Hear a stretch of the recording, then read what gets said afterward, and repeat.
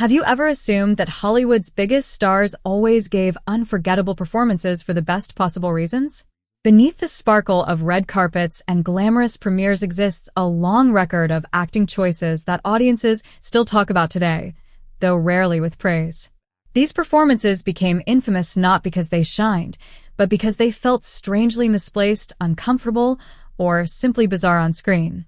In this countdown, we explore 24 acting failures that viewers never truly forgave. From painful accents to roles that permanently damaged careers, we'll revisit the moments when even Hollywood's elite missed the mark completely. Strap in as we revisit some of cinema's most unexpected and unforgettable misfires.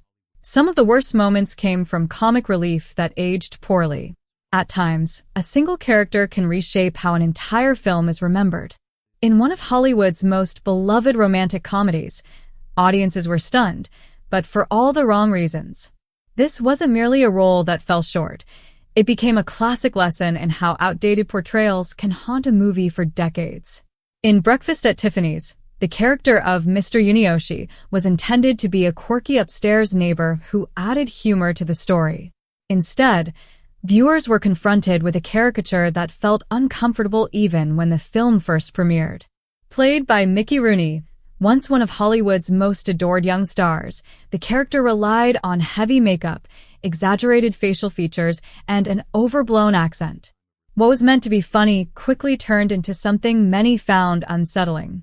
While critics at the time were divided, later generations were far less forgiving. Over the years, the criticism only intensified. Reruns on television, film school discussions, and endless online debates transformed the performance into one of cinema's most cited warnings. Rooney later admitted regret, saying he was surprised by how often people continued to bring it up to him personally. Today, although Breakfast at Tiffany's is still widely discussed, many viewers choose to mute or skip the scenes featuring Mr. Yunioshi. Streaming platforms now include disclaimers, and the character frequently appears in lists and videos spotlighting Hollywood's most uncomfortable moments.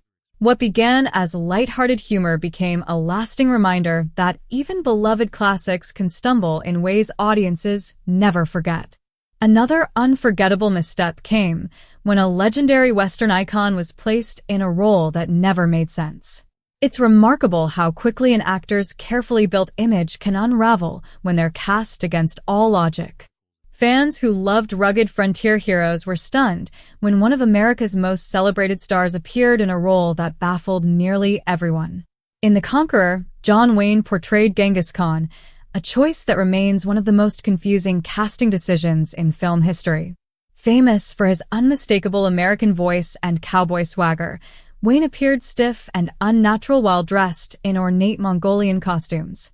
His familiar mannerisms clashed harshly with the historical setting, making the performance feel disconnected from the start. Critics were harsh, and audiences voiced their disappointment loudly. Instead of an epic adventure, viewers encountered awkward dialogue, strange pacing, and a deep sense of cultural mismatch. Adding to the film's dark legacy, the shooting location later became linked to tragic rumors, further clouding its reputation. Today, The Conqueror is often mentioned whenever Hollywood's biggest mistakes are discussed. Clips of Wayne delivering lines as an ancient warlord still circulate online, usually paired with disbelief or sarcasm. What was meant to be a sweeping historical epic instead became a cautionary example of how poor casting and studio ambition can derail even the biggest stars. Few acting choices have been mocked more relentlessly than one famously cheerful chimney sweep's accent. While audiences embraced the film's story and music, one character's voice left viewers stunned and inspired jokes that persist to this day. In Mary Poppins, Dick Van Dyke played Bert, a warm-hearted jack-of-all-trades whose enthusiasm won over audiences. His dancing and charm were undeniable, but his attempt at a Cockney accent quickly became legendary for all the wrong reasons. The uneven pronunciation, shifting vowels, and unusual rhythm left British audiences cringing, while American viewers struggled to understand what they were hearing. Despite the movie's massive success, critics and linguists repeatedly highlighted the accent as a glaring distraction. Even fellow cast members later admitted feeling secondhand embarrassment listening to it. Van Dyke eventually embraced the criticism, often joking about it and revealing that his dialect coach wasn't even British. Today, Burt remains an iconic character, remembered equally for his charm and his flawed accent. Mary Poppins continues to delight new generations, but the strange Cockney voice is regularly featured in reaction videos, comedy sketches, and online compilations. The film proves that warmth and charisma can overcome mistakes, but Burt's dialogue remains a lasting reminder that even beloved roles can carry unforgettable flaws. Sometimes, even the most respected actors struggle when buried beneath extreme transformation. Audiences naturally expect excellence when a world-famous performer tackles a challenging role, but not every ambitious attempt succeeds. In this case, a performance meant to be daring and dramatic is now often viewed as uncomfortable and dated. In Othello, Laurence Olivier took on the iconic Shakespearean role, but his approach raised eyebrows even at the time and even more so today. Rather than relying on his natural abilities, Olivier used dark makeup, altered his voice into a deep growl, and exaggerated his movements in ways many later described as unnatural. Techniques that worked on the stage felt forced on film. While some critics initially praised his commitment, others questioned whether the choices served the character. Over time, opinions shifted sharply.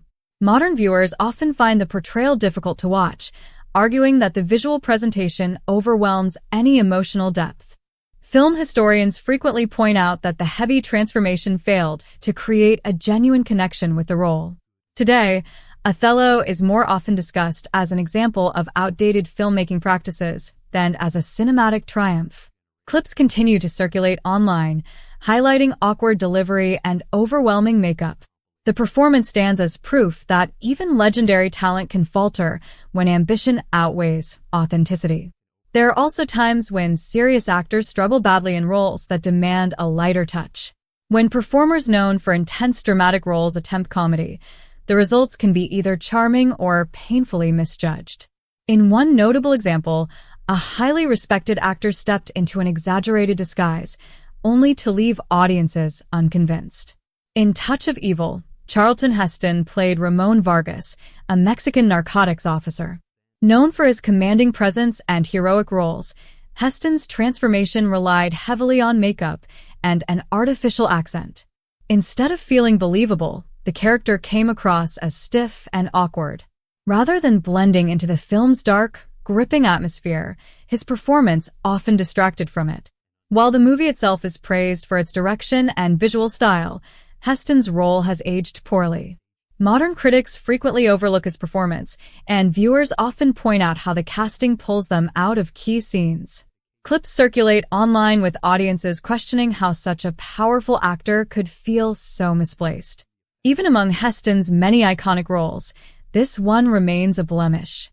Touch of Evil is remembered as a visual masterpiece, but this performance serves as a reminder that even accomplished actors can struggle when miscast. Finally, few things confuse audiences more than a tough, stoic star suddenly breaking into song. Musicals can be magical, but when an actor famous for silence and grit starts singing, the result can feel jarring. One of the most infamous examples came when Clint Eastwood stepped far outside his usual territory. In Paint Your Wagon, Eastwood exchanged his quiet, steely persona for musical numbers and ensemble performances. Known for Western heroes who spoke little but commanded the screen, he was suddenly singing ballads and participating